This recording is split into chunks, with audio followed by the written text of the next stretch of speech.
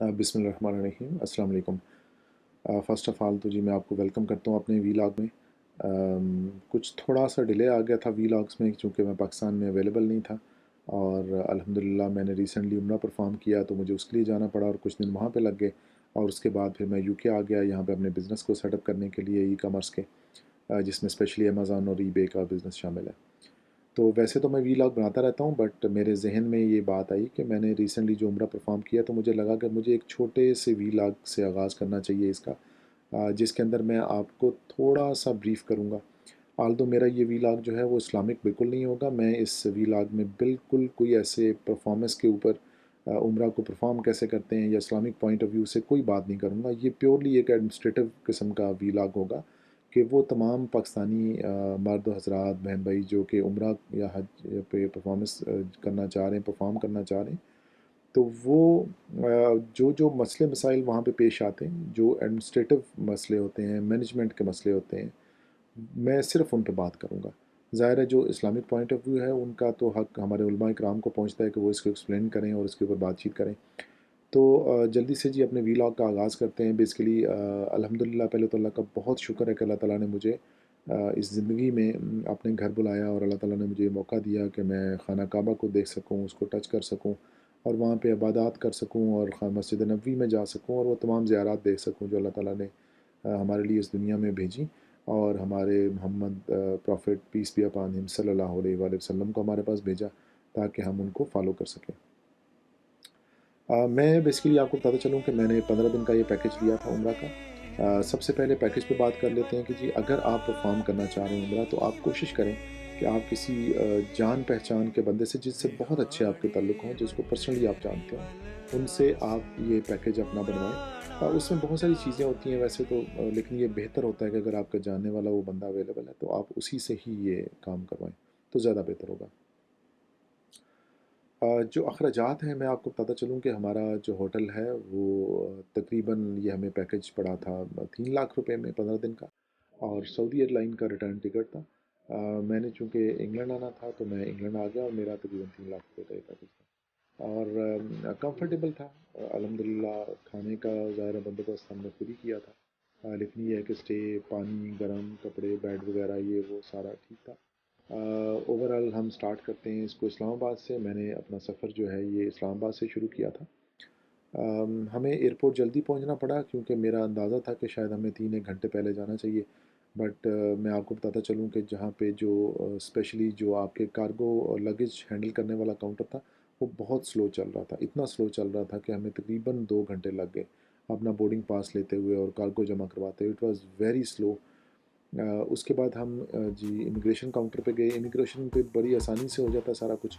लेकिन वेट का मैं यहाँ पे आपको ज़िक्र करता चाहूँ कि अगर आप लोग उम्रा पे आ रहे हैं तो कोशिश करें कि कम से कम वेट लेके आएँ। अमूमी तौर पे सऊदी एयरलाइन के अंदर जो आपका बैगेज होता है वो 20 केजी अलाउड होता है, और 20 केजी के अंदर आपकी 3 किलो की वेरिएशन हो सकती है कि मे बी अगर आपका बैग जो है वो 23 किलो तक हो तो आपको वो अलाउ कर देंगे, बट अगर वो 23 किलो से ज़्यादा होगा तो वो आपको अलाउ नहीं करेंगे और काफ़ी मसला हो जाता है एयरपोर्ट पे। फिर आपको सामान निकालना पड़ता है, वापस करना पड़ता है। तो इसलिए आप कोशिश करें कि आप कम से कम कपड़े लेके जाएँ। 2 शलवार कमीज़, 2 एहराम रख लें क्योंकि एक एहराम गंदा हो जाता है। मेरा अपना ख़्याल है कि मैं एक एहराम लेके गया था, तो मुझे लगा कि एक एहराम की बजाय अगर 2 होते तो ज़्यादा कंफर्टेबल होता। यहाँ से आप इमिग्रेशन से जाते हैं और इमिग्रेशन के ऊपर तकरीबन आपको आधा 1 घंटा लग जाता है, तो आप देखें कि तकरीबन ढाई 3 घंटे आपको एयरपोर्ट पे ही लग जाते हैं। यहाँ से आप जब चेक इन करते हैं तो आपको बोर्डिंग पास से लेके जहाज़ में बैठने तक तकरीबन आधा घंटा और लग जाता है। आपकी जो फ़्लाइट होती है इस्लामाबाद टू जद्दा, तकरीबन ये टाइम लेती है 5.5 घंटे। 5.5 घंटे की ये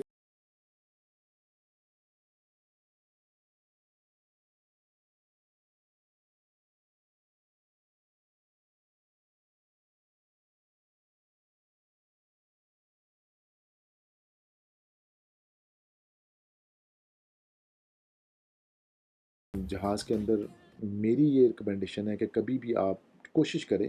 कि जहाज़ के अंदर आप एहराम ना बांधें। उसकी रीज़न ये है कि चलें, आप जब घर से निकलते हैं तो आपने गुस्ल किया होता है, नमाज़ पढ़ी होती है, नवाफ़िल अदा किए होते हैं, आप नियत करते हैं, अच्छे साफ़ सुथरे तरीके से आप एहराम बांध लेते हैं और फिर आप चल पड़ते हैं। अब जब आप जहाज़ में बैठ जाते हैं तो वहाँ पे एक तो बाथरूम बहुत छोटा था, اور مطلب میں اب ظاہر ہے چونکہ اس میں پاکستان سے فلائٹ تھی تو 100% پاکستانی لوگ ہی تھے، بٹ وہ اتنا گندا کر دیتے ہیں bath room immediately with in 10-15 minutes,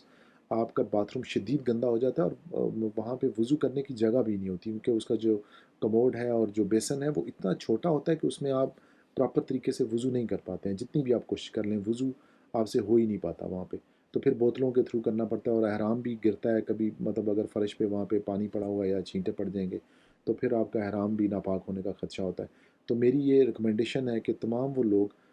جو عورتیں جو مرد اب جانا چاہ رہے ہیں تو وہ کوشش کریں کہ وہ گھر سے ہی احرام باندھ لیں صاف ستھرے طریقے سے، اور آرام سے کمفرٹیبل ہو کے آپ جہاز میں بیٹھ جائیں، تاکہ آپ کو احرام باندھنے کی اور یہ ساری ہسل نہ کرنی پڑے وہاں پہ، اور آپ بہت اچھے طریقے سے جدہ پہنچ جائیں گے۔ جدہ پہنچ کے جب آپ کا جہاز لینڈ ہوتا ہے تو تقریباً